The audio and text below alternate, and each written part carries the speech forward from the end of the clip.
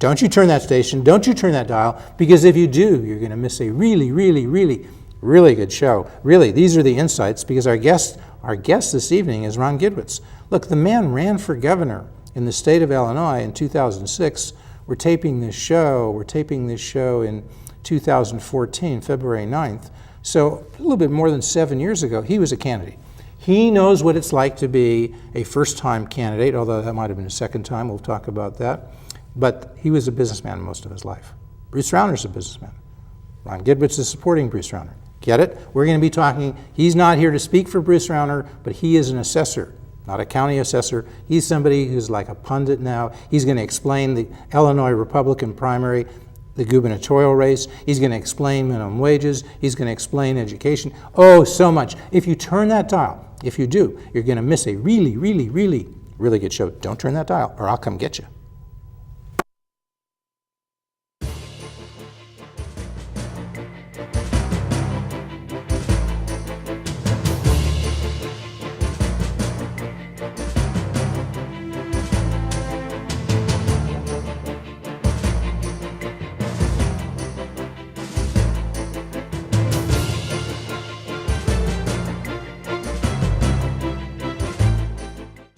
You're watching Public Affairs. Berkowitz is my name, and politics is our name.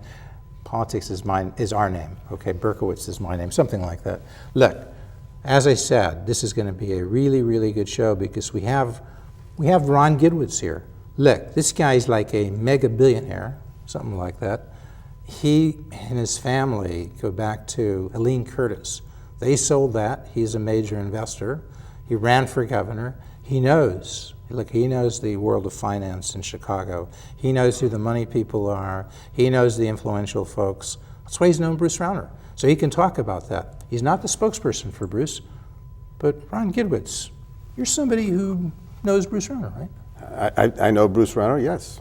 And you've known him for what? And what's your relationship? How would you put it? I've known Bruce Rauner essentially in a social capacity. Social capacity. Social capacity. He's a friend. I don't do business with Bruce. I don't invest in Bruce's fund.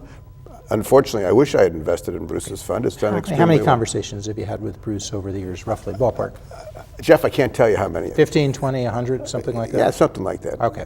You've talked to him seriously. It's a social thing, but you would talk to him and say, you might ask him about like who he likes for president. No, I mean, when in 2008 when there was a presidential race. Did you ever talk about the presidential election with him? I don't think I did. But I mean, Bruce and I have a number of interests in common. Education certainly being one. Good government being another one. And so we've discussed that on a number of occasions. What have you discussed about education? Because you know why people want to know. Because, excuse me. When they see somebody running for governor, okay. They sometimes think maybe the person is pulling his punches a little bit. What they would like to know is what did he say before he was running for governor? So when you knew him in 2008, as you did, how many years do you go back? Like 2000 or so? When did you first meet Bruce? You know, Jeff, we are not. I'm not going to sit here and talk about what Bruce's platform, quite frankly. Not his platform. I'm just saying, when did you first meet Bruce? I've known Bruce, I don't know, 10 years ago, 15 years ago, quite some time. And you started talking education, because I know education has been a big interest of yours. It's been an interest of mine for probably 30 years. 30 years. And Bruce has been interested for quite some time. 10 or 15 years, right. In charter school movement. He's been engaged in a variety of school reform efforts. He's worked with the various school officials here in Chicago and elsewhere. Yeah. He's a big believer in competition for public schools. Would that be fair? I think what Bruce, look, I can't speak for Bruce, as I just said, but Bruce is interested in is high quality schools, however you're going to get them. And he's somebody in business. He's probably worth $700 million. I have no idea. You don't know, but I know. That's what's publicly stated. So we sort of refer to him as a billionaire. He may not quite be there.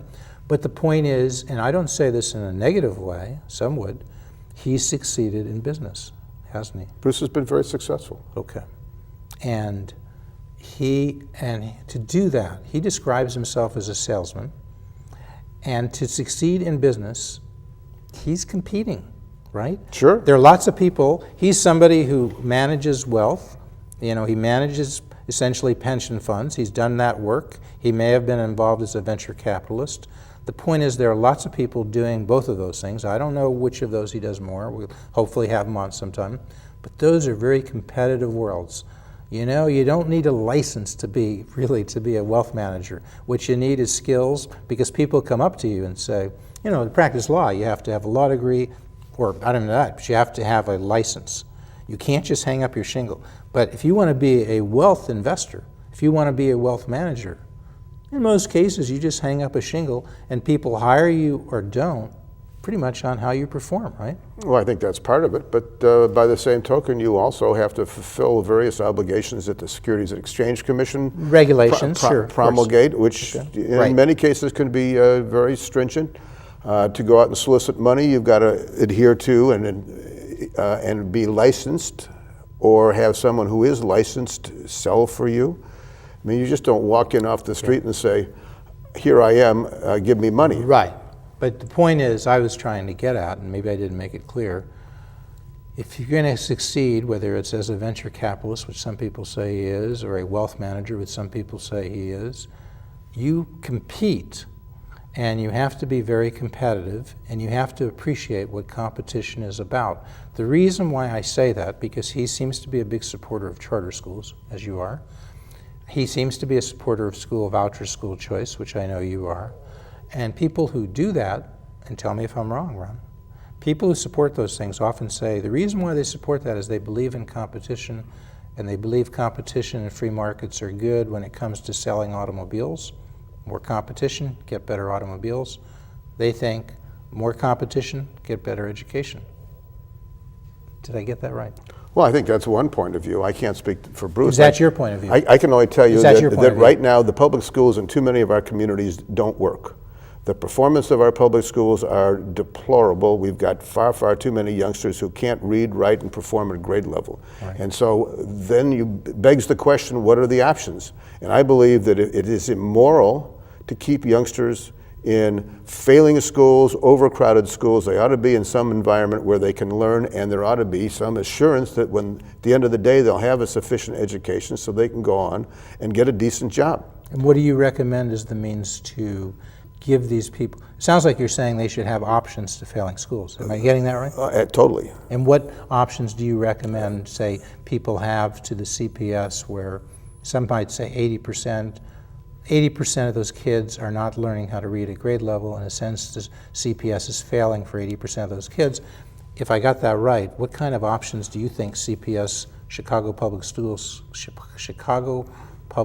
students should have? Well, regretfully, one of the options that too many youngsters in our community take is they move to the suburbs, where the schools generally are significantly better than in Chicago. So you're left with an enormous number of youngsters who can't move. But for those that live in the city and don't move for whatever reason, there are the parochial schools. There are a limited number of non-sectarian private schools.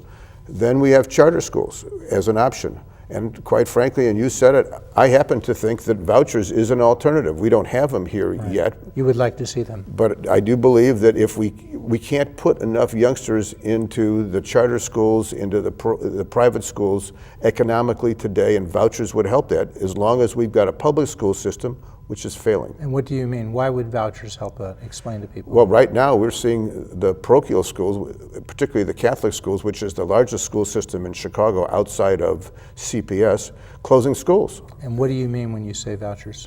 Vouchers would be, for me, a $2,500 piece of paper that would cause a student to go to a private school, i.e. the parochial school or a private school, and be able to reimburse that school for $2,500. And you must know that roughly the CPS budget, Chicago Public School budget, is about $6 billion.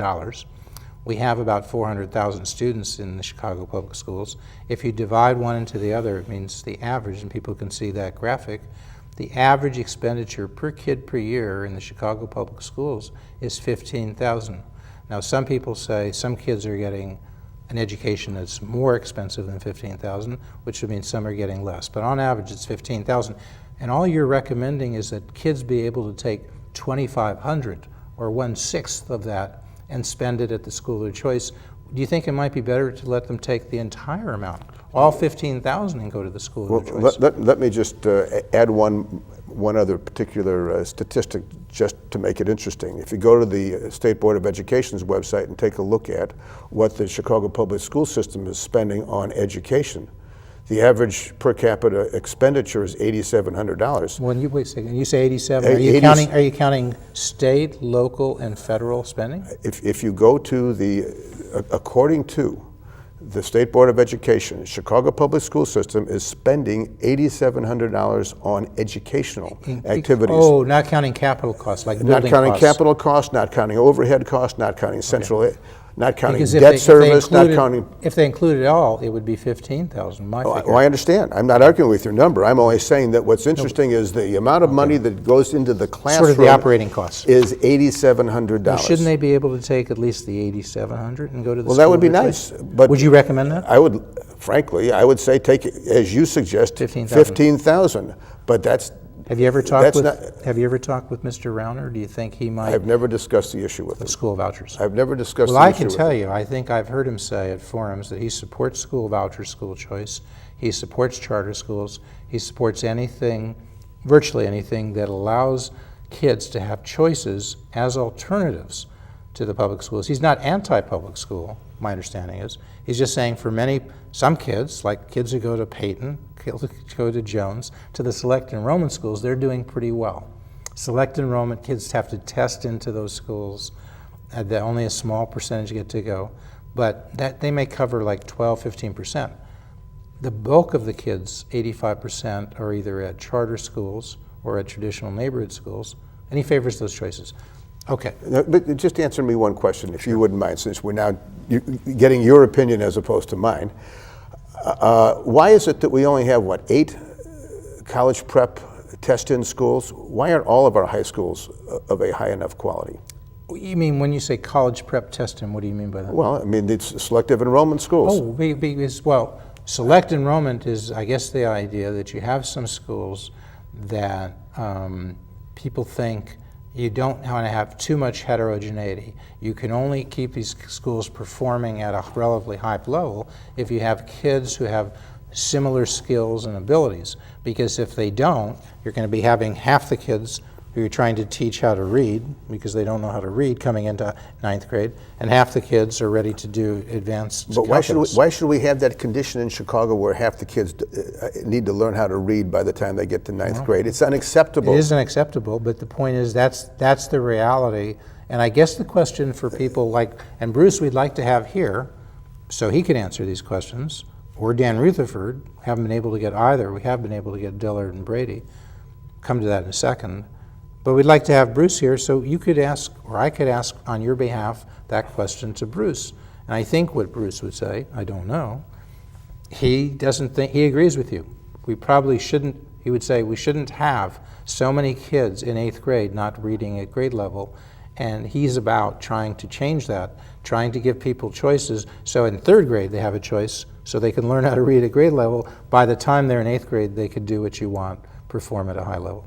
But Bruce, I shouldn't be guessing what you'd say. We should have Bruce Rauner here speaking for Bruce Rauner. Let's speak more broadly about the race, because you know a lot about this. As I said, you ran for governor yourself in the Republican primary in 2006. You were a businessman. Had you run for office before? Nope. Okay. I take it back. Yes, I was ward committeeman. Okay, ward committeeman. What ward was that? 43rd Ward. It's a good ward. Okay. But so you know something about a person who spends much of almost your entire life in the world of business, and then trying to make a transition into the political world, running for political office at least. I wouldn't be quite so. Okay. Whatever. The point is, okay. I've been engaged in political activity since I was in college, running campaigns, working on campaigns. Well, you were engaged, what you're saying, as a supporter of other candidates, even though you weren't running for office. And I've been involved in the public arena for probably 30 years. You had high-level positions from, was it starting with Mayor Richard J. Daley or Richard M. Daley? Actually, starting with Jim Thompson. Oh, that was the first appointment that you had to a city position. That was my first appointment to the World's Fair Authority, the one we never had. And then I was You were at the Board of you were at the, was it State Board of Education? but not till much later. I also was appointed by Harold Washington and reappointed to 3 terms as the chairman of the Economic Development Commission. And then city colleges of Chicago. And then Mayor Daley appointed me. Mayor Richard M. Daley. Mayor Richard M. Daley appointed me to head the city colleges. But you're a good example of this because all of that time, you were a card-carrying Republican. Would that be fair? Yeah. And yet I was a ward committeeman for a good part of that time. And yet you were getting appointments from Democrats, going back to Harold Washington, who I guess you would say was an independent, but certainly a Democrat. He was a Democrat. Richard M. Daley, a Democrat. Anybody else? Well, Any other Democrats? We'll get to Republicans in a minute. No, I think that might have been it. And then you had appointments from Jim Thompson, who of course was a Republican. Yeah. So operating in the city of Chicago, if you wanted to have influence, if you, in the best possible sense of the word, if you wanted to have a positive impact on public policy, you needed to work with Democrats as well as Republicans, because for a long time, we haven't had a Republican mayor in Chicago since, 1955, right? I guess I would argue that if you want to be effective, not just in the city of Chicago, but in the state of Illinois, Jim Thompson, a Republican, worked with the state legislature that was populated by Democrats. And Mike Madigan, for the, I believe, for the entire time Jim Thompson was governor, Mike Madigan was the speaker. Okay. And the same thing, unfortunately, doesn't seem to be the case in Washington right now, and as a result, we don't get people's business taken care of by our Congress. All right, so people can look up at the screen now. We're giving them a broader view, and I'll tell you what they're saying, is they're saying the Republican primary gubernatorial candidates, a recent poll by We America.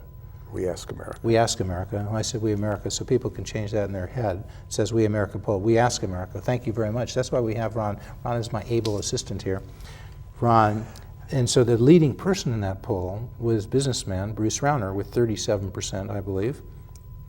These are polls taken probably starting in December, but going through, I think, February.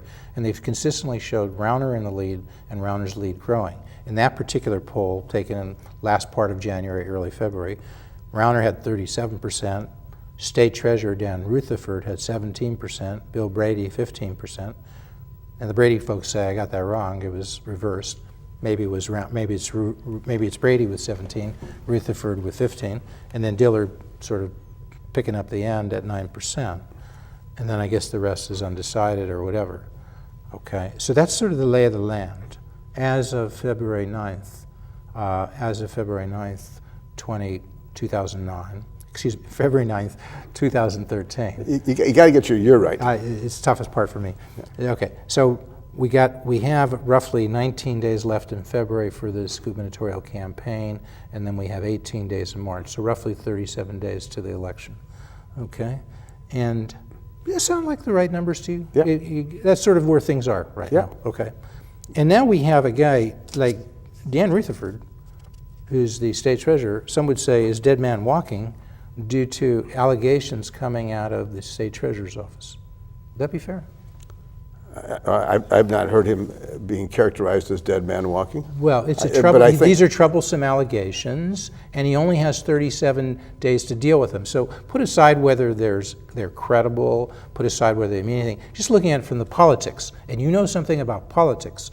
If you happened to be state treasurer, you weren't, but if you were and you were running for governor, and you had 37 days left, and this came up maybe when he had 50 days left, somebody in your office makes allegations, which my sources tell me, Dan wouldn't say what they were, but I'm on the record. I was interviewed by local Fox, and I told them that my sources tell me those allegations involve both sexual harassment by a male employee, but also political power abuse. That is being essentially coerced to engage in political activity when the person is a state employee.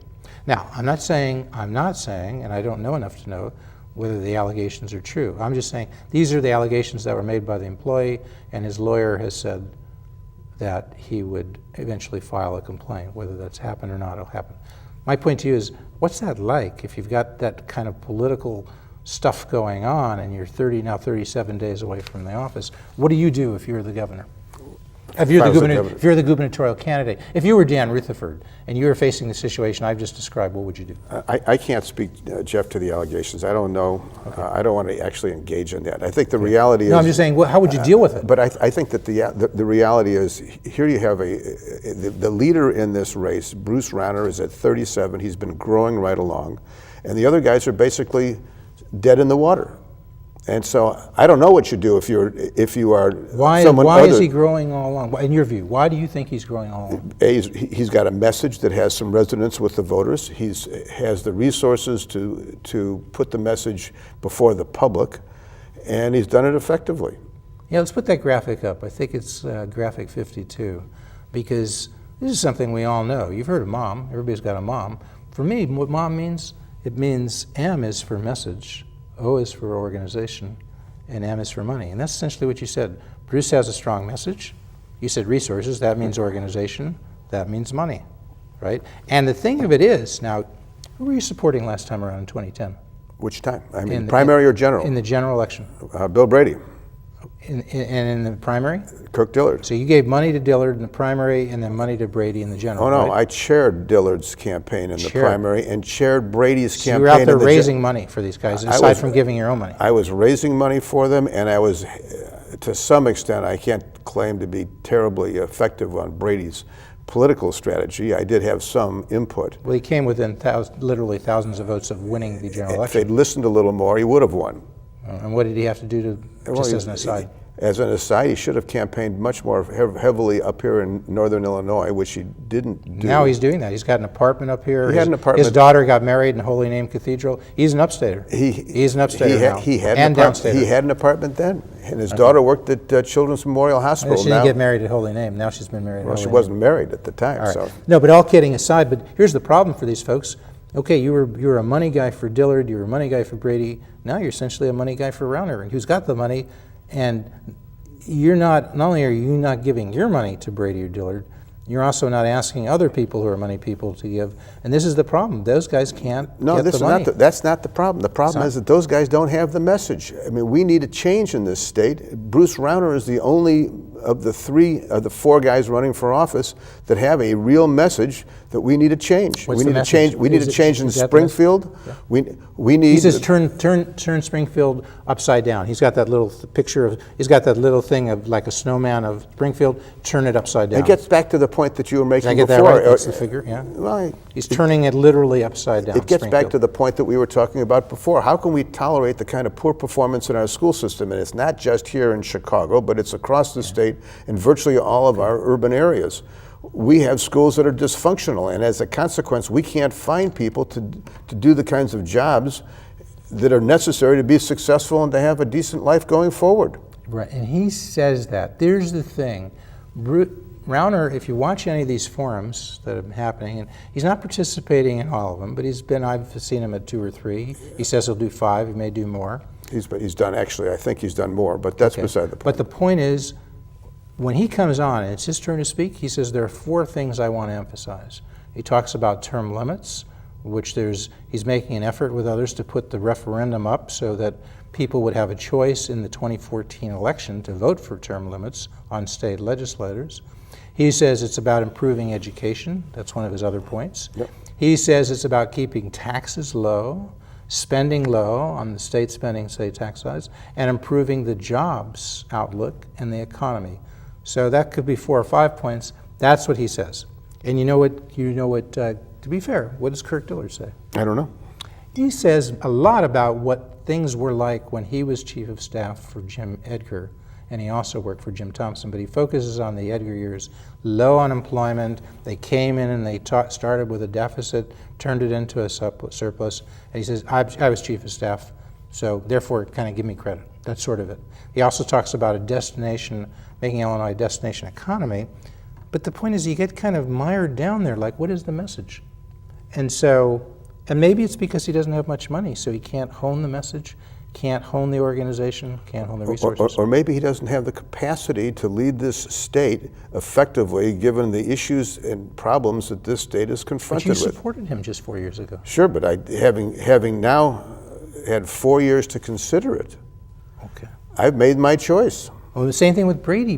Now, Brady, more than the other guys, he does focus a lot when he does on the message. He talks about jobs. He talks about making the economy better. And he actually says a lot of the same things about education that Rasner does. Talks about charter schools, talks about competition, talks about supporting that Meeks bill, which was vouchers for the lowest performing kids in lowest performing schools. Right. So Brady actually, even though he doesn't have much money, he's probably, in my view, this is just my opinion, we try to be fair and balanced, but we're engaged in a discussion here.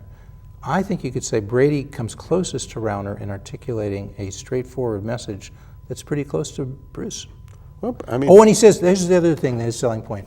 Just saying what Brady says. He says, 1.8 million people already voted for him for governor. That's a big deal because they're kind of used. Those aren't just Republicans. Those are independents. That was in the general election. Do you think that's an important point? That last point, no. Yeah. I think a lot of those votes regretfully were, and I think you'll see it again this time, irrespective of who the alternative is to Pat Quinn. Whoever the general Republican election. was, or whoever the alternative was, people were fed up. You have two choices on a general election. People were fed up with Pat Quinn last time. Unfortunately, not enough people were So it's like persuaded. anybody but Quinn, and they went with Brady. Your point, whoever was there was going to get a lot of those votes. I mean, here we have a governor today who has the lowest approval rating of, I think, any governor now in the country. So it's like a piece of cake, is what you're saying. Almost any of these four guys could win. Well, I would hope that whoever is successful in the primary is successful in the general election, because we cannot afford to have 4 more years of Pat Quinn. Now, and we didn't mention Treasurer Rutherford, who says one of his main points is he's the only one of the 4 who's won a statewide office, which is state treasurer. Is that persuasive to you? That's probably not true, because the primary that Bill Brady won was statewide as well. Well, no, he's won an office that was in the general election statewide. It is true, yeah. Is that persuasive to you, why he should be ahead of No, I think the issue gets to be who's got the program that's going to make the difference to this state going forward. And as I can see, looking at this, all I see are one guy, Bruce Rasner, who has the capacity and the willingness to make the changes. This is not a guy that capacity and the willingness to make what changes? To make the changes in the state, to improve our economic condition, to fix our school system, to balance the state's budget, and to attract jobs to this state that we aren't doing today. And to stay focused on that. Your point is, during the campaign, that's his focus. You're saying, extrapolating, if he gets to be governor, that's his focus, but you're also saying, and nobody knows this, does he have the ability to work with a Democratic State House? Almost surely that'll be the case. Democratic State Senate, 2 longtime powerful guys, Senate President Cullerton, Speaker Mike Madigan. Does he have the capacity to work with those 2 guys to accomplish I come back to, excuse me, if you look at the problems that the federal government has right now, it's because we can't get a Congress to work with the president, or if you will, the president won't work with the Congress, may well be more germane.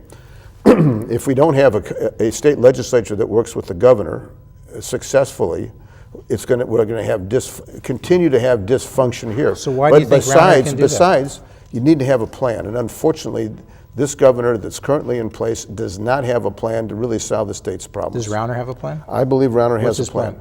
We're going to let the campaign speak for that. I told you, but when we sat down, I'm not going to represent the campaign. But you're persuaded he has a plan? I am totally persuaded he has a plan. And you're persuaded that Bruce Rasner, more than the other 3, can work with whoever the Democratic leaders are to get his legislation passed? I am persuaded that he will be a successful governor. Based on? I am persuaded that he will be a successful governor. Based on? Based on my understanding and knowledge of Bruce Rasner. Okay. We got to spend a few minutes on the Boys and Girls Clubs of America, because you are now, what's your position there? I'm the chairman of the board of governors. And how long have you been there? It's a 2-year term, and I'm in the midst of my 2nd year of a 2-year term. Why is that an important organization? We've got 4 million youngsters who are, in most cases, disadvantaged. This is around the country? This is around the country.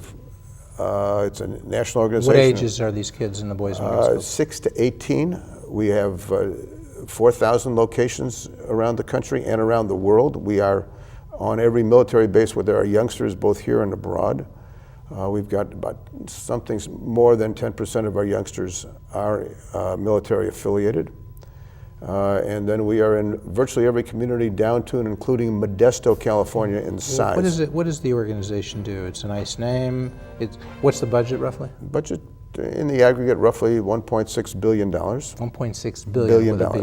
Okay. We've got 50 how is we've that? got How is that 1.6 billion put to good use? Well, what we have, which is different than most other almost all other youth-serving organizations. We're place-based. We are a place where kids can go after school.